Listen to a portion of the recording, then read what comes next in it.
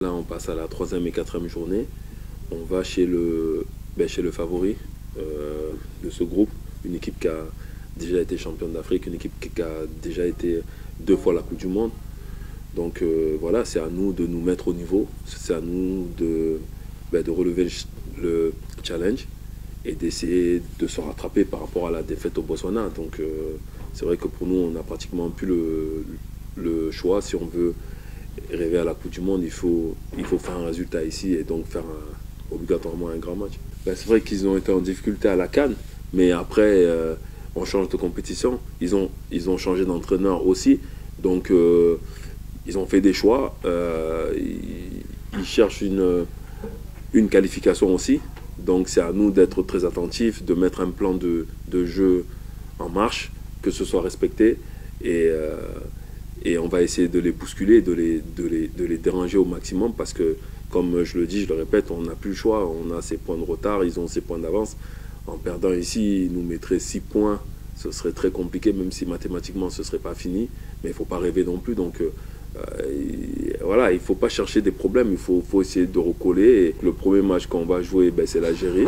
On va essayer de faire ça bien. Et après, on va compter sur le mental. C'est-à-dire que si on réussit le premier, ça conditionnera obligatoirement le deuxième et vice-versa. Mais on n'a pas le choix. On n'a vraiment pas le choix. Les 2 journées sont là. Je l'ai dit aux joueurs, c'est dans le mercato, c'est dans des périodes où c'est très difficile pour eux parce que c'est les vacances. Donc il faut que mentalement ils soient forts et physiquement ils soient prêts. C'est pour ça que vous l'avez certainement vu. On a doublé des fois des séances, chose qu'on ne fait pas en fin de saison. Mais là, on n'a pas le choix. Il faut que physiquement, on s'impose sur cette équipe ils ont changé d'entraîneur, ils changent des joueurs aussi, ils repartent sur un nouveau cycle et donc il faut qu'on aille les bousculer. C'est vrai que c'est leur capitaine et nous aussi on joue sans notre capitaine, donc c'est vrai que nous ça nous arrive plus souvent que eux ils ont eu la chance de l'avoir plus avec eux. Aujourd'hui je pense que le joueur qui va jouer à sa place, il aura à cœur de se montrer, de montrer à tout le monde que ben, le capitaine n'est pas là mais moi je peux être là. Nous, c'est exactement pareil. Aujourd'hui, Naby n'est pas là, donc ceux qui vont jouer à sa place, il faudra qu'ils se montrent et qui nous donnent raison de les avoir choisis.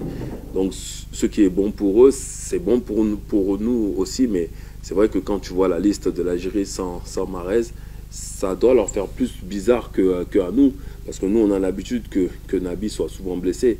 Eux, peut-être moins. Donc, s'il y a un avantage à avoir, il faut qu'on le prenne, mais encore une fois, ça va absolument rien dire parce que, comme je le dis, le joueur qui va être à sa place, il voudra montrer qu'il a le niveau, tout simplement. On vous demande d'être avec nous, de croire en nous. C'est pas facile, mais on est sur une bonne dynamique et on va essayer de vous faire plaisir parce qu'on joue pour ça aussi, je veux dire.